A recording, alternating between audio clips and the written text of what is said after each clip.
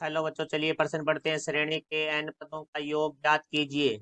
1 + 5 + 22 + 22 मुख्य अवधारणा। तो हमें एक श्रेणी दी गई है, उसके n पदों का योगफल ज्ञात करना है। तो इसका योगफल ज्ञात करने के लिए हमें कुछ सूत्रों की आवश्यकता होती है, जैसे सिग्मा n की घात 2, अर्थात प्रथम n प्राकृत संख्याओं के वर्गों का योग है, वो हमारा होता है n+1 2n+1/6।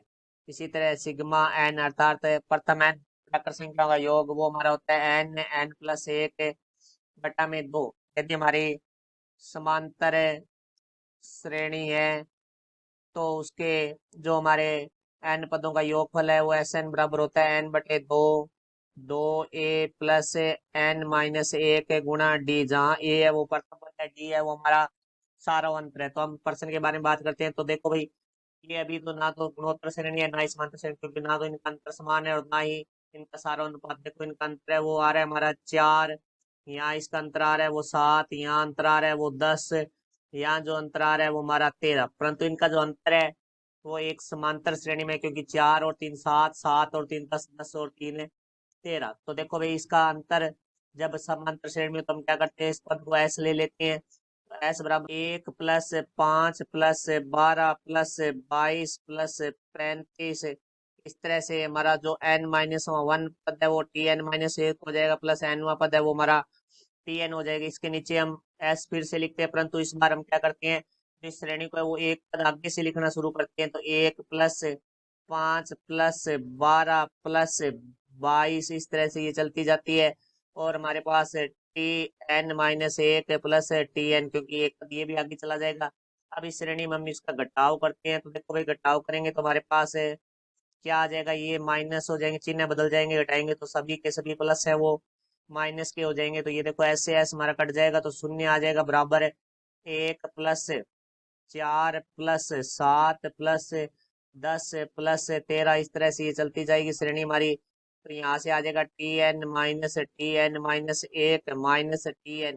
अब देखो यहाँ एक पहले n पद थे यहाँ तक, अब एक पद ज्यादा हो चुका है तो n+1, परंतु ये पद हम बराबर से दूसरी तरफ लाएंगे तो ये प्लस का हो जाएगा, यहाँ वापस हमारे n पद बच जाएंगे। तो यहाँ से देखो भाई, Tn बराबर आ जाएगा 1 + 4 + 7 + 10 + 13। इस तरह से हमारा चलता जाएगा। और Tn-1 - Tn, इसके अंदर n पद बच चुके हैं, क्योंकि n+1 पद थे, इसमें से एक पद हमारा बाई तरफ आ चुका है बराबर से।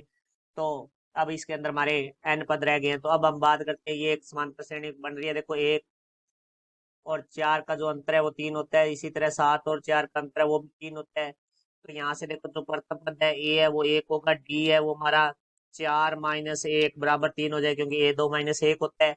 तो यहाँ से हम जो मुख्य अवधारणा में हमने सूत्र लिखा है एस एन का, वो सूत्र लगाएंगे। तो यहाँ से टी एन बराबर आ जाएगा n/2, 2 × a का मान 1 है, प्लस n-1 गुना डी का मान है वो हमारा 3 है। तो यहाँ रख देंगे। तो यहाँ से देखो भाई, Tn बराबर आ जाएगा हमारा n/2, 2 + 3 का अंदर गुणा करेंगे तो 3n - 3।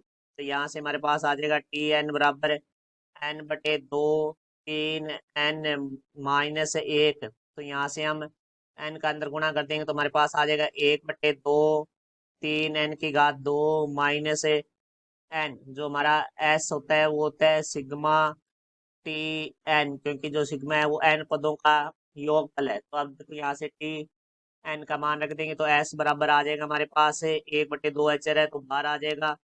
यहाँ से आ जाएगा सिग्मा, हमारे पास है मान है वो 3n की घात 2 माइनस n। ये आ जाएगा यहाँ हमारे पास सिग्मा के साथ, क्योंकि 1/2 एचर था वो हमारा बाहर आ चुका है। तो ये n पदों का योगफल होगा। तो इसको हम लिख सकते हैं s बराबर 1/2 सिग्मा 3n की घात 2, ये n पदों का योगफल है, माइनस है सिग्मा n जो कि हमारा n पदों का योगफल है। तो यहाँ से अब हम जो मुख्य उदाहरण में हमने सूत्र लिखे हैं उनका मान रखेंगे। तो 1/2, 3 n की घात 2 का मान था हमारा n+1, 2n+1/6 minus sigma n का मान था हमारे पास n+1/2। तो यहाँ से देखो भाई, 3 से कट रहा है, 3 दूनी 6। तो यहाँ से हमारा s बराबर आ जाएगा 1/2 यहाँ से जो लेस से आ रहा है वो हमारा आ रहा है 2। तो n+1 2n+1 -n+1।